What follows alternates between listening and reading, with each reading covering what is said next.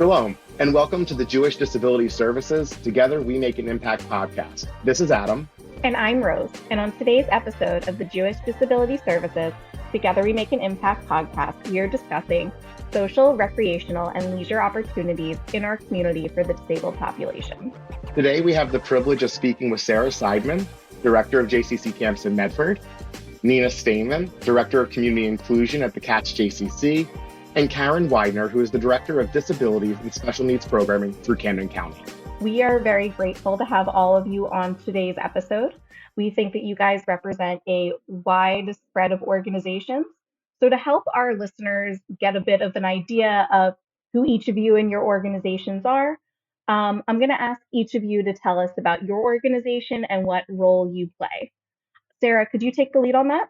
Sure, I'd be thrilled to. So, as you said, my name is Sara Sideman. I'm the director of the JCC Camps at Medford. One of the shining stars of the JCC Camps at Medford is our Open Hearts, Open Doors Disabilities Inclusion Program. It's been in existence for just over 30 years. It's a huge part of our identity at camp as being a fully inclusive experience for children with disabilities. And in addition, over the last 10 years, we also run a small program for 14 to 20-year-olds with disabilities called Coolanu, which is a recreational and vocational skills program. Awesome. Thank you, Sara. We look forward to learning more about those today. Nina, can you tell us a little bit about your role at the Katz JCC and what that looks like? Certainly. I'm Nina Staiman. I'm the Director of Community Inclusion here at the Katz JCC. The Katz JCC has been a staple in the community for 25 years, over 25 years. And we were on the cutting edge of developing programs to have services and programs for the disabled and the special needs community. I'm following the footsteps of many wonderful people that laid the groundwork for this, and we hope to continue this with innovative social and recreational programming. Thank you. And Karen, could you tell us a little bit about your role in Camden County? Sure. I work for Camden County government. I'm the Director of Programming for kids and adults with special needs for the county. We run a variety of programming throughout the whole year for kids and adults with special needs, mostly recreational opportunities, and all of our programs are free to the community. They're sponsored by the Camden County Board of Commissioners, so they're no cost to parents for their kids joining our programs. Thank you, Karen. Before I pass it off to Adam, one thing that I want to bring up is that sometimes in the disability community, we hear of a round peg, square hole, or a lot of people have different needs and they're trying to figure out which program is designed for what level they're at. So as we move forward and talk about the different programs themselves, if you guys could shed some light on what types of supports you guys offer for specific groups of people, I think that would really help our listeners find the best fits for them. Adam, I'm passing it off to you. Rose, thank you. And that's such an important part. And I wanted to start with Sara, as you mentioned, your Open Hearts, Open Doors program, which is such a special place in my heart. As I shared with you, Sara, I was an advocate in that program in the late 90s, early 2000s. And I worked really closely with a camper in Hilltop for my time doing this, someone who was navigating their way into kindergarten. And today, usually yearly, myself and that camper, we still meet up for some pizza, usually once a year to reconnect. He just graduated college and is now working full time. And it's just really beautiful to know what impact camp had on him as an individual, as a youngster, and really has left a mark, I think, with so many of us as adults in our community. So I'd love to know, and for our listeners to hear who maybe aren't aware of the camp programming, what does the Open Hearts, Open Doors camp program look like for a camper? I know you really do create programming so specific to the needs of everyone. And if you can also elaborate on Coolanu, because I do think that is something that's really unique and special in our community that maybe some people are not fully aware of. Yeah, absolutely. As you know, Adam, I too have a very special place in my heart for Open Hearts, Open Doors. I was also an advocate in the program as a teenager and young college student. In fact, one of the campers that I worked with is employed at camp now. And when he was first hired, I broke into tears as I still have a picture of him on my bulletin board in my office. So it's really very special. Our goal at the JCC Camps at Medford is to be a fully inclusive experience. So what does that mean for campers with disabilities, ages 3 to 14? When we do the intake process for that camper, as long as once we go through a review, we confirm that we can support the needs of that child. We then have them placed in a bunk with their typical same age, same grade peers. So they are getting the exact same camp experience as their peers with the support of a one-to-one advocate. Or in situations where we're able to back some of the support off, it might be a 2-to-1 advocate or a camper who later might just be monitored within the program. The goal being that they are going to every activity that their peers are going to, and we're ensuring that the advocate is there to do exactly that, advocate for that child's needs. So in some cases, when working with campers, that means helping the child with social skills and ensure that they're having a really positive social experience within their group. In some cases, if a child is navigating more fine or gross motor skills, it's helping a specialty area understand how to best adapt an activity for a child's needs. But really, our hope and goal is that that child is playing alongside their peers. And my favorite thing to be able to say is walking away from a summer with friendships. And I think that that's really one of the most important pieces. For many of our participants in Open Hearts, Open Doors, they're not in inclusion classrooms during the year. They're either in a self-contained classroom in public school, or many of them are in private, programs for students with disabilities. And so this summer is their one opportunity to really have an inclusive experience. And that's a really valuable opportunity for them. In terms of Coolanu, our program for 14 to 20-year-olds, that program really came out of wondering what was next for some of our Open Hearts, Open Doors campers, and knowing that we still wanted to be able to provide some level of services for those teens after they aged out of their typical grades in camp. So Coolanu was created and has kind of gone through many iterations over the years of what it's looked like, but we're really happy with the program at this point. It's a small group of about 10 to 12 teens a year, and they do a mixture of recreational skills, recreational activities at camp, swimming, using the lake, sports, the ropes course, along with a vocational skills coffee shop that's run 2 periods a day.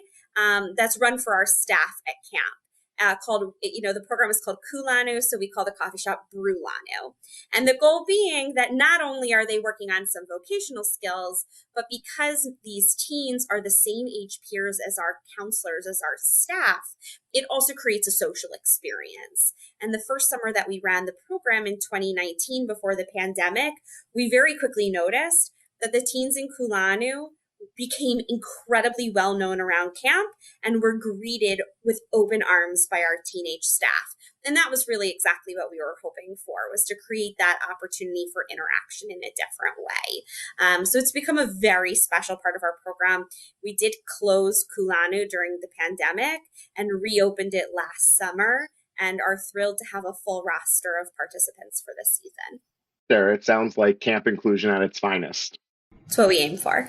I'm wondering as well, just to share with our listeners, what additional supports does camp provide for these type of campers? Is there different types of, supports that are built in? How do you kind of navigate this holistic approach to providing an inclusive camp setting? Great question. So there's a couple of different factors. There are some of the supports that all of our campers have access to. So we have a care team, which is our mental health team on site, and they work with our typical campers and our campers with disabilities. One of those team members is a behavioral health specialist, so she supports campers of all different levels of need. And so many of our Open Hearts, Open Doors campers have utilized those resources. In addition, one of the things that we're incredibly proud of is our partnership with Stockton University's Master's OT program. We've been working with them now, I want to say, for 6 or 7 summers. and we bring in 2 level 2 OT interns each year. They serve both as case managers on our leadership team for Open Hearts, Open Doors, and they work with our Coolanu program, working on some adaptive skill activities. And that relationship has been a game changer for us because in addition to the students, their supervisors come out and spend time at camp and have been great resources. And they actually were the ones that helped us outfit our sensory room when it was first built back in 2018. And then I would say in addition is that our Open Hearts, Open Doors team does training for the entirety of our camp staff, not just the OHOD staff, right? The goal is that we're creating an inclusive environment amongst everyone. So teaching even our young counselors that a child from Open Hearts, Open Doors isn't just the responsibility of their advocate, that each of our campers are everyone's responsibility, and that we all play a part in the role of creating an inclusive environment. And then last but not least is our relationship with Dr. Sara Allen of Brain Behavior Bridge. This has been a really special partnership for us over the last few years. Dr. Sara Allen is a neuropsychologist locally. She happens to be a camp alum and a camp parent, so we're blessed to have that relationship. And she's been working with us over the last year very closely in creating trainings for all of our staff focused on really understanding the child's brain and development and how that plays into things like behavior and how we navigate children and understand where we can support children in a different way. So I would say those are like really our focuses over the last couple of years. Sarah, thank you. And I hope this gives our listeners and the community at large a better understanding of just how much love and passion and work goes into making summer camp an incredible experience for everybody. Nina, I'd love to hear a little bit about what you're doing as the Director of Community Inclusion at the Katz JCC, providing opportunities for the community year-round. So I think my colleague Sarah so eloquently said that inclusion is everyone's responsibility. So we kind of frame all our programs and classes with that mindset. We want our members of the community that have disabilities or are neurotypical or neurodiverse to walk through the door and feel comfortable here and feel that they are an equal member of the Katz JCC. What we try to do is we try to set up programming. We were in a new model this year, one evening a week, so that we kind of had a destination night, Wednesday evenings for our programming. So for our families, in terms of transportation or just general scheduling, they knew that on Wednesday evenings they could come to the JCC and there would be an activity that would be there for the participant. We've done so many things. We have cooking and art and horticulture and functional fitness classes. And then, of course, we also focus on celebrating the Jewish holidays here at the JCC. And we make it very accessible in terms of you don't have to be Jewish. We kind of bring the traditions to everyone. And these programs have been really successful and really continue that thread of Judaism that we try to really have here at the JCC. Another wonderful program that has been in existence for 15 years or so, I believe, is our basketball program. And what happened in a nutshell is some wonderful parents realized that their young child didn't really have a place or an opportunity to play basketball, kind of like some of the Maccabi sessions that are set up here at the J. So they came to the then director of the department and said, hey, we want a basketball program. And something that started from a parent seeing an opportunity for inclusion just has blossomed and become this incredible program on Monday evenings. We have 2 sessions, one at 5 and one at 6. And the other component to this that actually, bumps up the inclusion is that we have what Sarah mentioned, that peer element, where the peers, typically developing peers, are there as coaches to encourage, to help the people really get the most out of the basketball sessions. We've had a very wonderful phenomena that's happened over the years where people that started with us have stayed with us. They've, if you will, they've aged in place. So a lot of our people are 18 and older. And we're really in a unique position where we can take a step back and say, hey, this has worked so great, and people are aging in place. And there's so many more opportunities for maybe partnering with families that come right out of Sarah's programs in the summer to find their spot at the J, to make it their home. So that's kind of on the horizon. It's kind of what we're looking forward to. Nina, that sounds amazing. I'm wondering if a family of someone with a younger child, perhaps ages, 8 to 13, was looking for specific programming or wanted to reach out to you to inquire about opportunities, what would be the best way for them to navigate that with you? Well, I would love to speak to anyone. They're free to, if they want to just get a general sense of what we do here, they could always start with our website and look at the programs. I find that just like those parents so many years ago, the conversations that I have with families are really the key to building new programming. So like Sarah knows, here at the J, we're really here at the J. I'm here all the time. So people could just call the main number and ask for me. And if I don't have a moment to speak to them at the time, I could set an appointment up with them. Wonderful. Thank you, Nina. And I just want to say it's such a beautiful thing to hear about the programmings that both you and Sarah are shepherding through our community that have been here for decades. And it really shows the commitment of our system being a part of our community. And so, being a part of our community on the larger spectrum, I'd love to talk with Karen Weidner now. Um, Karen, your programming through the county is something extremely special. Um, for our listeners, they know, many of them, that we at the Federation work with our constituents in Camden, Burlington, and Gloucester counties. But Camden County seems to be doing things quite uniquely. And that's why we've asked you to be a partner here today. So if you could share with our listeners a little bit more about the types of programming that you offer, who it's aimed towards, and the successes you've seen. Oh, sure. Thank you. Thank you so much for having me today. I appreciate it. It's nice talking with all of you. We run programs for kids and adults with special needs, anywhere from 5 years old to 75 years old, and everywhere in between. We do such programs like dance classes on Monday nights, arts and crafts, horse therapy, yoga, bocce ball, swimming, tennis, martial arts, fitness classes, Miracle League baseball, and the list just goes on and on and on and on and on. We run programs throughout the year, January through December.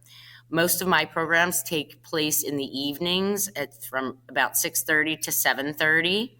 We found through the years, I've been here for about 10 years, started from scratch. Throughout the years, we tested different times and just noticed that seemed to be the best time for parents and kids. Kids are sometimes in school during the day. A lot of our participants work during the day. Their parents work during the day. So nighttime seems to be the best time for us all to hang out together. For example, Monday night, we have a dance class that takes place. During the pandemic, a lot of the programs switched to online programming, and now our dance class on Monday is now a hybrid. So we have some online and some in person, and that class is probably one of our most popular classes. 2 weeks ago, we had 76 participants just for the Monday night class. Wow, that's amazing. Yeah, it was great. And we do Monday through Saturday. Typically, we don't have programming on Friday. That's where I do kind of my planning for all of these other activities. But Monday, Tuesday, Wednesday, Thursday, Saturday, Sunday, we're doing programs all week long and get a great amount of participants. And it's just a wonderful opportunity for all of these kids and adults to get together, socialize. We don't do we have another part of the county that does service related kind of things. It's my job to just have fun with these participants. We just have a good time, do fun things, hang out together. It's a great community. We just love being together. Just wonderful times. Sounds like you have a dream job, Karen. I do. I do. Thank you. Karen, I'm wondering, you made a comment earlier that your programming is free. And so is programming free for only Camden County residents? We may have listeners outside of Camden County. Is this something that's accessible to them if they live outside of Camden County, or is this just for Camden County residents? It sure is. We don't discriminate based on where you live. So anybody with a disability is welcome to participate no matter where they're from. Amazing. Karen, thank you so much for sharing all that. Sure. Thank you all for your thoughtful answers and the great programs and services that you provide for our community. I'm thinking about our listeners. It's May at this point, summer's around the corner, and they might be thinking, like myself or my loved one, we want to get involved in some of this, but I'm starting to feel a little overwhelmed. And any of you can take this first. Like, what advice do you guys have for a first step that they can take to start finding the program that might be the right fit for them?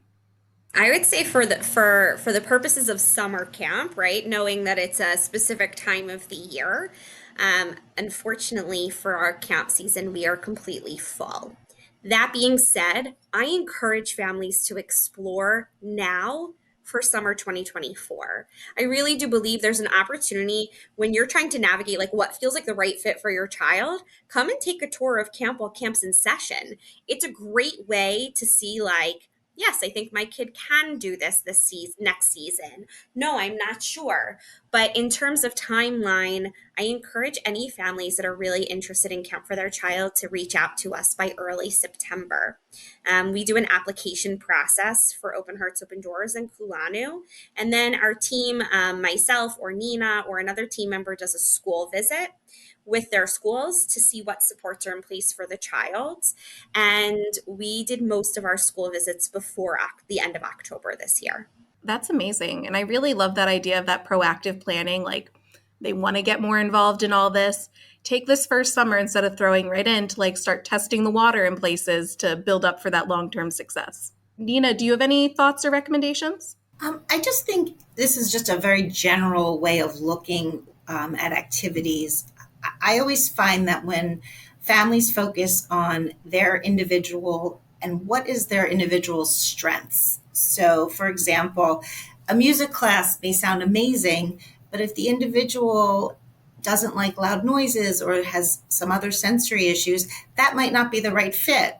So the beauty of it is there's so many other opportunities, maybe something more tactile, an art class where there's different mediums and maybe less conversation, maybe the right fit. So I always encourage families, just look at your person's strengths, just anyone when they want to do something. What is it something that they want to do and that would be a good fit for them? I love that because I love the idea of being proactive because it helps us to avoid unnecessary hurdles. Thank you. Karen, do you have any recommendations for people who want to start getting involved in your side of programming? Absolutely. They can just contact me. I can be reached at Karen.Weidner, Weidner, at CamdenCounty.com. You can also call me at 856-216-2127. For the summer months, we will continue our programming Monday through Thursday. We also have a chorus program on Sundays. Miracle League Baseball is taking place on Saturday mornings at Boundless Field at Challenge Grove Park now through June 3rd. We also are doing Camp Sunnyside, which is a 5-week summer camp, day camp for kids and adults with special needs, 13 and older, at Camden County College in Blackwood. And I would just encourage your listeners to just reach out to me to see what we'll be doing during the summer months, and I can point them in the right direction. There's always going to be something for them to do, a fun recreational activity where their children and adults can be involved in all year long. Amazing. You guys have offered such unique perspectives on what's available for our community. And I'd love for our listeners to perhaps get to know you a little bit better. And I'm wondering, do each of you perhaps have a favorite local summer activity that you feel is accessible for all, regardless of someone's abilities. And whether that be something coming from your own unique space in our community or something that you've experienced firsthand outside of the roles you have. So one of the things that's really lovely about, about the JCC camps at Medford is that on the weekends we turn into a swim club. So no matter whether your child is attending camp or not, any members of the JCC and even community members are able to access our summer swim club on the weekends, which are Saturdays and Sundays 12 to 6. The reason that I love it is that it is a little less stimulating than a traditional swim club that you might see in your neighborhood or town. Medford's very spread out. It's calm. It's a really peaceful space. There's lots of opportunities to walk. Our animals in our petting zoo are there. It's on the weekends. It's just a great space to really take a few hours as a family. And I know families both that have campers in camp and that don't, but do have children or teens with disabilities that utilize camp very regularly on the weekends, my own family included. That it's a great way to be together as a family, especially if you're not a shore goer, which much of our community is. Sarah, this sounds like maybe an excellent way for that family who's thinking about camp next summer to get a feel for what it is. Oftentimes, I know we work with a population that needs to see, feel, experience things in advance. So, would you maybe make that recommendation that if you're thinking of camp for next season, that perhaps the summer swim club opportunity on the weekends could be that first dip your toes into experiencing it? It's a great opportunity. I mean, I even encourage families to bring some of their home supports out to camp during those weekends. We've had families bring Commission of the Blind out on the weekends to see how a child navigates the terrain at camp. We've had families bring their child's behavior therapist, or we've had children with mobility issues who we've brought out their mobility devices to see if they can navigate the campgrounds on the weekends. So we can really use that as a taste of camp experience, and to make sure that the child can be successful at camp during the summer. Amazing. Nina, did you have a favorite summer activity that you feel is accessible for all? Well, I was going to say the camps at Medford. So Sarah articulated that beautifully. It's really, I'm reiterating, it's a wonderful place for our families in the community. I find a place that's easy for families and, it doesn't cost anything are just some great farmers markets or community parks. It's for many of the same reasons that Sarah articulated. They're outdoors. You can really gauge and go at your own pace. And I just think that there's something really wonderful about being outside, being with nature. I think it helps all of us stay calm and centered. And I like that for our participants and our families. I think that's a wonderful suggestion, Nina. And for perhaps those that aren't aware, there's this beautiful place called Jake's Place Playground, both in Camden County and in Burlington County. I have to be honest, I have not yet been to one in Gloucester County. So if it exists, I will add that into our show notes. But just having access to our outdoor spaces is really a wonderful opportunity for families of all abilities. So thank you for that, Nina. Karen, what about yourself? Is there a favorite summer accessible activity you have? Well, I'll stay with your theme that Nina and Sarah were discussing is being outside. I work for the county. We have wonderful county parks all throughout Camden County. Challenge Grove Park in particular, which Adam, you just brought up, is where Bill Jake's Place is, which is it's an accessible playground for kids and adults with disabilities or without disabilities, and they're playing together. We have Boundless Field down there, which is where we play our Miracle League baseball. That's completely accessible. There's no bumps, no mounds, no dirt. Everything's completely flat. People with assistive devices or using wheelchairs can play baseball, hang out there, run around. The whole park is completely accessible for all families to enjoy right here in Cherry Hill, right in Cherry Hill, right near Challenge Grove Park. Great place to hang out. Any one of our parks is great to hang out in, and the county also has summer concerts throughout the year. all kinds of things for people to do outside of the community. That sounds awesome. I'm very excited for summer now. Okay, so I think that is everything that we wanted to cover today. Last thing I want us to do is go around and just give that information out one more time in case our listeners want to contact you. Sarah, would you mind starting us off? I would not mind at all. Can I add one more piece though, Rose? Is that okay? Absolutely. Please go ahead. Okay, wonderful.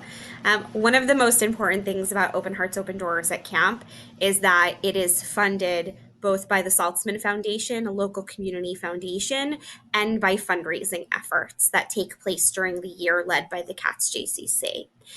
Because of those funds, the families don't pay anything beyond their camp tuition for support. We know what costs come along with having a child with disabilities, and that's important for our families to understand. In terms of reaching me at any point, people can always reach out. Again, my name is Sara Sideman, as it sounds, Sideman, and my email is ssideman@jfedsnj.org. People can also always call me at the JCC at 856-424-4444, and I'm at extension 1089.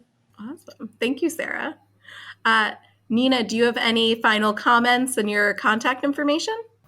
Final comments. I always want to extend my heartfelt gratitude to all my colleagues that work in this space.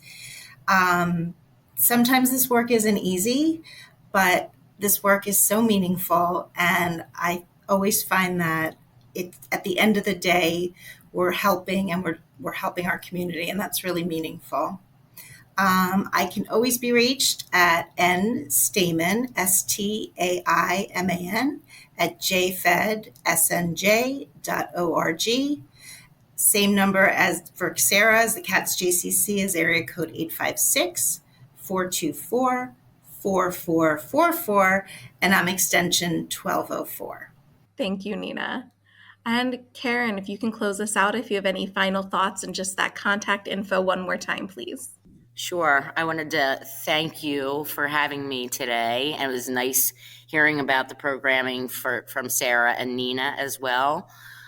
Thank you for letting us all be a part of this today.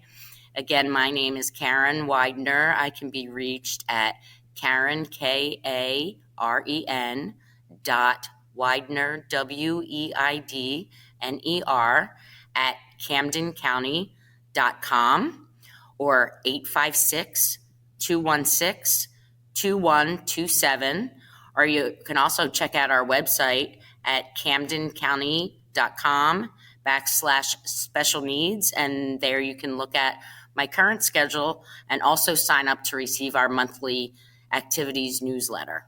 Wonderful. Thank you, Karen. And thank you so much also, Sarah and Nina, for coming on. I feel like we're getting our community ready for summer, and I'm very excited to see what these next few months bring. Adam, I'm going to pass it off to you to give a thank you to our sponsors. Thanks, Rose. And I just wanted to take a special moment to thank our guests today, who are two of my colleagues, and Karen for being a part of our community. You both, Sarah and Nina, helped me to achieve my mission of making Judaism accessible to all. And so I wanted to say a special thank you to the two of you. I want to thank everyone for listening to the Jewish Disability Services Together We Make an Impact podcast. This episode was made possible by our sponsor, the Jewish Community Foundation. We thank you for your commitment to making an impact in the disability community. We hope you'll continue to follow our conversations, and until next time.